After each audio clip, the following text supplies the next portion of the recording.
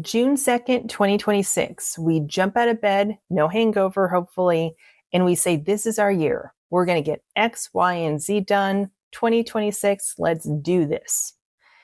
And X, Y, and Z usually has something to do with money. I have to tell you, one of the biggest resolutions people have is getting their finances in order or getting financially fit or hitting financial freedom or something with finances, right?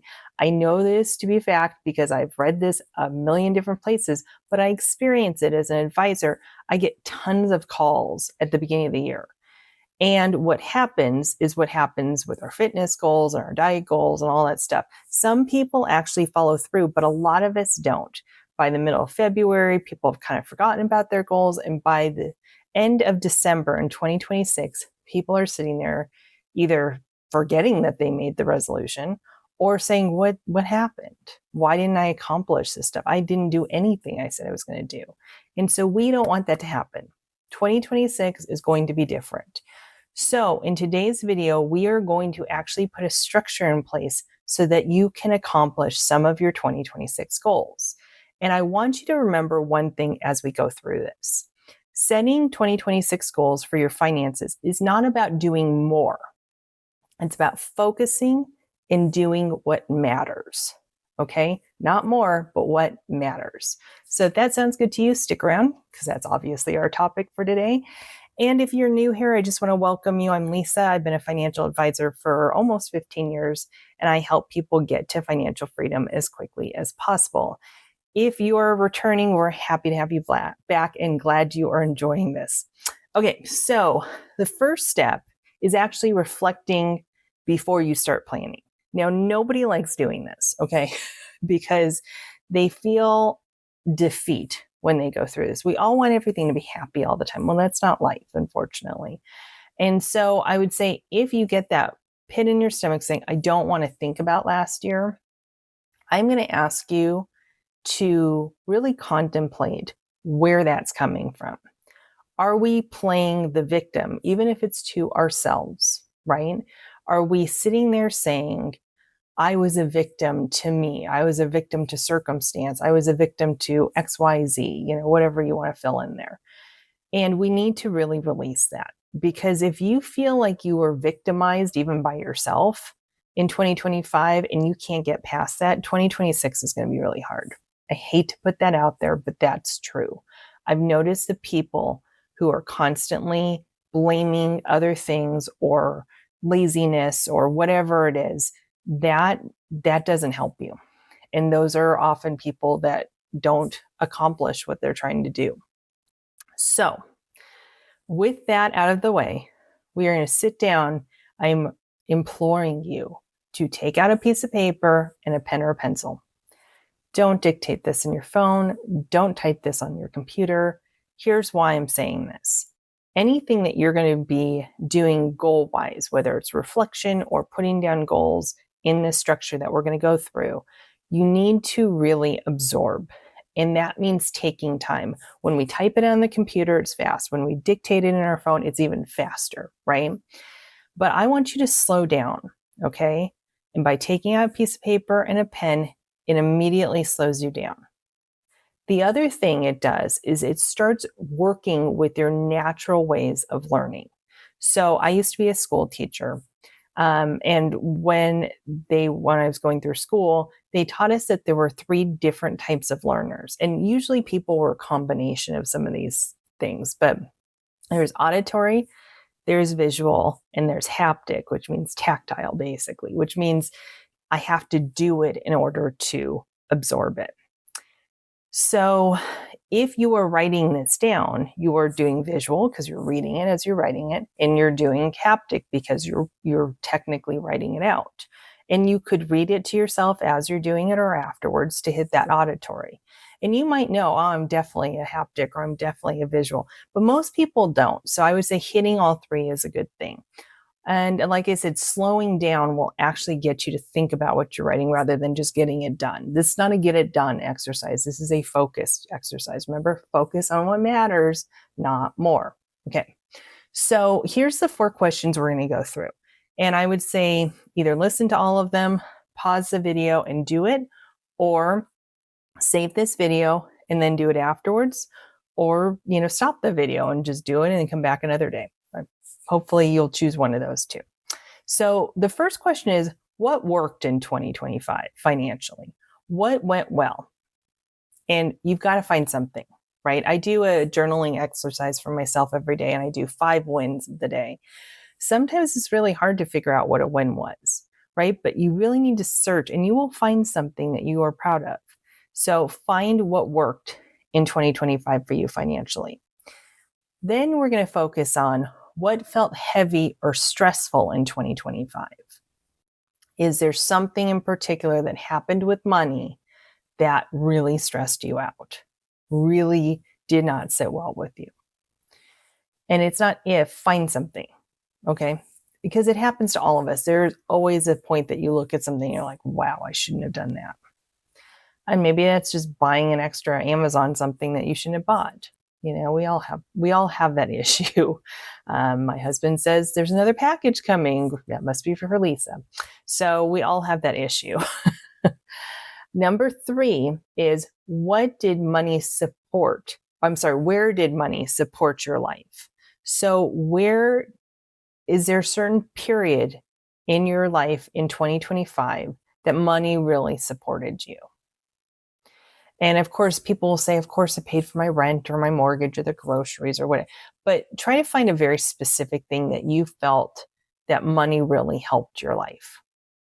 Then I also want you to look at, where did money create friction in 2025? Was an argument with your spouse or your significant other? Was that, arguing with your kid about they're spending too much money? What was that? Maybe it was friction inside yourself that you were so mad at yourself that you weren't saving. Okay. So again, do these 4 questions, take them seriously, write them down physically. You will thank me later. All right. So now we're going to go on to the goal setting process. This is a little different than you have heard before. And I think that's a good thing, because maybe those didn't work. Maybe this one will work. Okay. So we're going to talk about 3 different types of goals. My throat's a little dry, so I'm getting some tea. Okay. So the 3 different types of goals we're going to go through are stability goals, freedom goals, and future you goals. Okay. And so we need to go through those goals, and you're going to set one goal for each of these categories. So the stability and security goal are exactly what they sound like. It's emergency fund. It's making sure that that's where it's supposed to be. It's cash flow clarity, understanding how the cash flow works, looking at your expenses. Insurance review, making sure you're covered for what you need to be covered for. I know nobody likes looking at insurance stuff now because everything's so high, but it is important to review that stuff. Also, debt simplification, taking a look at your debt. I have so many people who were on forbearance for their student loans, have not even looked at it in the last 5 years. You have to pay attention to this stuff. You can't just let debt just be there and not know. Okay. That's when things snowball and you can get into trouble. So debt simplification, and think about, when you think about the stability goal, think about what will help me sleep better at night. Okay. I was having a conversation with somebody and she was saying, I don't feel like I have enough emergency fund money. That is I will sleep better at night if I have that. And that was a gut impromptu. We hadn't really talked about that much, but she knew that she didn't feel comfortable with that. And that's a good thing. Sometimes going with your gut on the stability side is really important. Okay. So now the goal number 2 is growth and opportunity. So that's going to be retirement contributions, investing, career income growth, maybe tax strategy improvements. What is another goal that would fit into that growth and opportunity? Okay, so we've got security. Now we've got growth and opportunity. Investing, maybe it's buying a house. Maybe we can think outside the box, but One should be security focused, one should be growth focused. Okay. So think of this. What supports my future self financially? That's what you're focusing on with this second goal. The third goal is joy, freedom, and lifestyle. So this is travel, time flexibility, which also could be financial freedom, sabbatical planning, taking a year off, taking some time off, lifestyle upgrades without guilt. Like if you own a home and you need to do upgrades in the house, people get very guilty about that. But if you can plan for it, then you don't have to feel guilty because you have the money saved for that. So think about this. What makes this feel like my life, not just a plan? Because without having this third component, which I call the bucket list component, but it's really just about enjoying your life, what is the point? What is the point? This component is the reason why people don't do the planning part of it, why they don't do the security part, why they don't do the growth and opportunity point, because they don't feel like they can have this goal. But you can. You can take a trip, you can have some flexibility, you can, do all these wonderful things and just make sure you have a goal. Now, can you do them all? Probably not, but you can at least do some things to enjoy your life while you're doing the other things, right? It's about balance. So when we are doing these goals, and I hope again, you've taken a moment, you've actually written out your goals in those three areas. So you have security, you have growth and opportunity, and you have I call them fun. I call it bucket list planning, but again, fun, freedom, lifestyle, whatever you want to call it. So what should you not do when you're doing this? You should not be copying somebody else's goals. Your friend says she's going to do this, so you do that. That's not your goal. And I hate to say it, I'm going to be mean. That's lazy. Choose your own goal. Come on. Like, I mean, come on, this is your life. Don't be lazy with this kind of thing. Setting too many goals at once. We have 3. You don't want 10 goals. You're never going to accomplish them. Get 3 done. Focus on what matters, right? Making everything about investing. Invest. It's not all about investing. In doing your financial plan has not all to do with investing. It has a portion about growth, but there are 2 other components that need to balance that out. And also confusing activity with progress. So just because I have a lot of people who do this, they create their little buckets in their savings accounts or their checking accounts. And they're like, this is my travel bucket, and this is and they have like 15 buckets, but none of them really get filled with anything. You did the activity of creating them, but now we're not doing anything to actually accomplish anything. And all of them have like $50 by the end of the year. And you're like, that's nothing. That didn't accomplish anything. So just because you're taking activity doesn't mean you're actually progressing on anything. So remember, we want fewer goals, but better follow through. With the 3 goals, you really are able to focus on them. And I would say you could even say you have 3 goals for the year, but maybe we start with the security one first, right? And then we move into the the growth and opportunity, and then we move into, or you could do 2. You could do security and the lifestyle one, and then move into growth and opportunity. There's a lot of different ways you could do this. I would say if you're gonna always have your eye on the prize though of that bucket list or that, lifestyle, fun, freedom one, because that's what life's supposed to be about. And if we lose that, we lose a lot of the motivation of why we're doing this. So I would say you do want to pair that alongside the other goal. That's just my personal opinion from doing this for almost 15 years with people. Okay, so how do we turn goals into gentle action steps?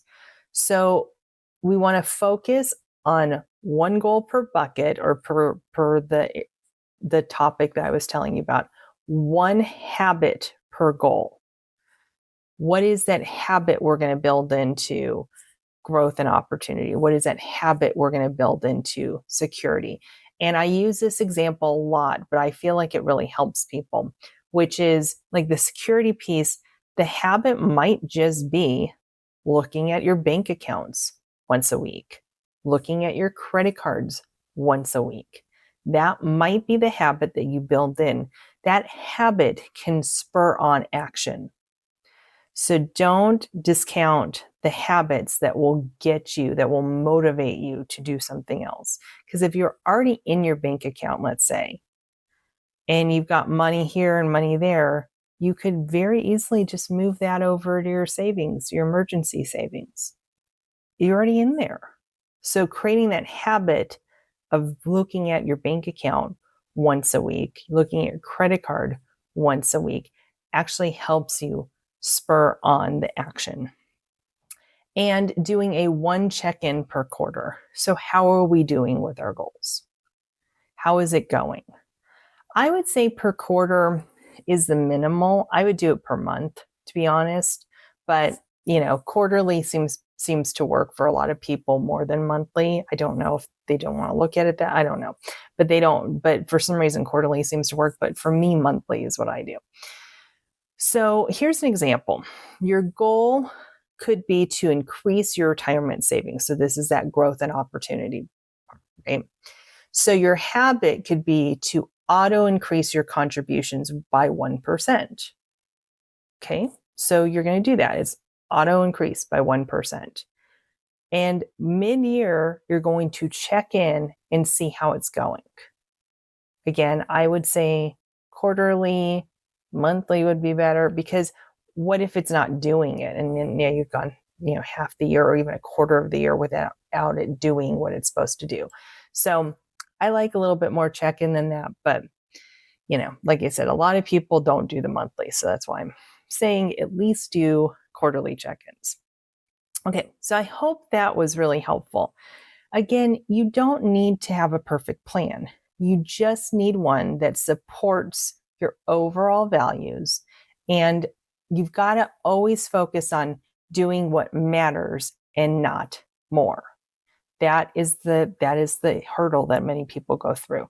Remember, financial freedom is built with intentionality, is not urgency. It's not rapid fire that's going to get you there. It's intentional actions that will get you there. So hopefully this helps. I would suggest to save this video and maybe watch it every quarter or every month so that you can go through this planning. And instead of looking back at 2025, maybe you look back at the last quarter and see those 4 questions that we went through. Maybe reflect that way. You have to be an active participant in your planning in order to really accomplish your goals. Just like you have to write down what you put in your mouth when you're trying to lose weight, you have to be actively engaged with your finances in order to really get to where you want to go. I hope that was helpful. I hope that took that goal planning craziness and really shrunk it down to something that you can accomplish. So with that, stay safe out there, be kind to one another, and we will see you on the next video. Bye-bye.